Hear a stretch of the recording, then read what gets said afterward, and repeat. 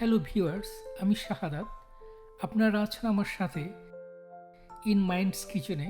আজ রান্না করব ফিশ কারি, কিন্তু ইটালিয়ান স্টাইলে। চলুন একসাথে মিলিয়ে রান্না করি।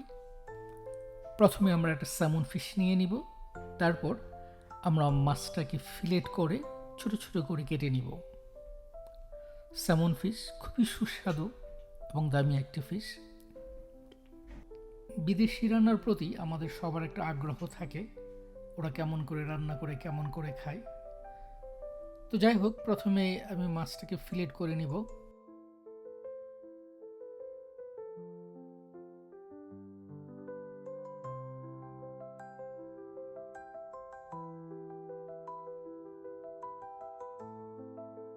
আমি মাছের কাঁটাগুলোকে টুকরো টুকরো করে কেটে নিব। মাছের কাঁটা একটা পাতিলে নিয়ে আমি 10-12 মিনিট জাল দিব, দিয়ে মাছের কাঁটাগুলো ছেঁকে ফেলে দিব এবং পানিটা রাখবো, যা ফিশ স্টক নামে পরিচিত। পরে এই ফিশ স্টকটা আমি আমার কারিতে ইউজ করব।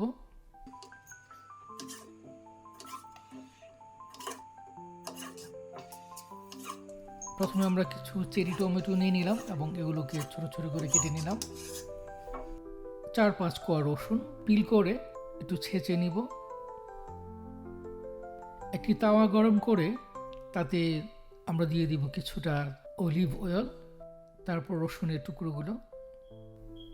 টুকরোগুলো যখন গরম হয়ে আসবে এবং এ থেকে ফ্লেভার ছাড়তে শুরু করবে, তখন আমরা দিয়ে দিব চেরি টমেটো,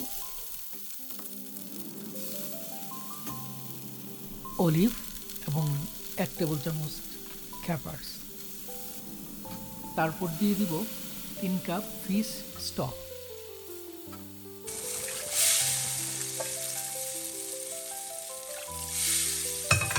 তারপর আমরা দিয়ে দিব টমেটো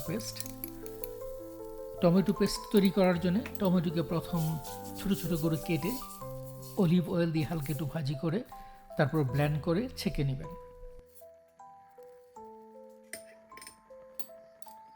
আমরা দিয়ে দিব 1 টেবিল চামচ গোলমরিচের গুঁড়া, লবণ স্বাদ মতো। আমরা একটা প্লেটে কিছুটা ময়দা নিয়ে নিলাম। তারপর মাছগুলোতে একটু ময়দা লাগিয়ে আমরা যোগ করে দিব আমাদের তাওয়াতে। এতে করে মাছটা তাওয়াতে লেগে যাবে না এবং তরকারির ঝোলটা একটু ঘন হবে।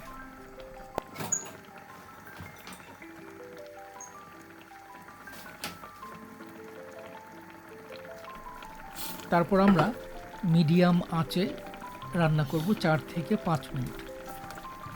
এবার দিয়ে দিলাম কিছুটা বাজিল লিভস। আপনারা যদি বাজিল পাতা না পান, ড্রাই বাজিল দিতে পারেন। একেবারে কিছু না পেলে ধনিয়া পাতা দিতে পারেন। আমরা প্রতিটা সাইড 4 থেকে 5 মিনিট কুক করব। 4 থেকে 5 মিনিট পর উল্টিয়ে দিব, দিয়ে আরও 4 থেকে 5 মিনিট রান্না করব।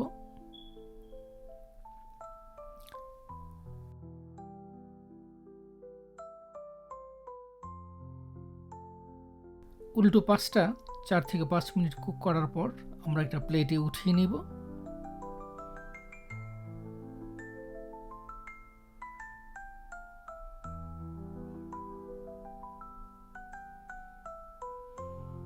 আমরা দিয়ে দিব আরো কয়েকটা বাজিল পাতা।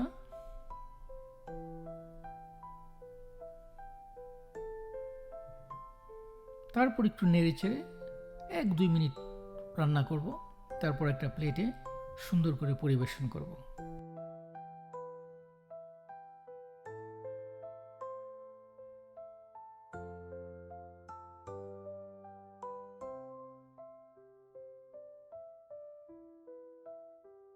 আপনারা দেখতে পাচ্ছেন, দেখতে খুব অসাধারণ লাগছে। যদি রান্না ভালো লাগে এবং আপনারা এরকম ভিডিও আরও দেখতে চান, তাহলে সাবস্ক্রাইব করে নেবেন এবং পাশে থাকা বেল আইকনটি চেপে দিবেন, যাতে করে আমরা যখন পরবর্তীতে কোনো ভিডিও আপলোড করব, আপনারা সহজেই নোটিফিকেশান পেতে পারেন। দেখার জন্য ধন্যবাদ।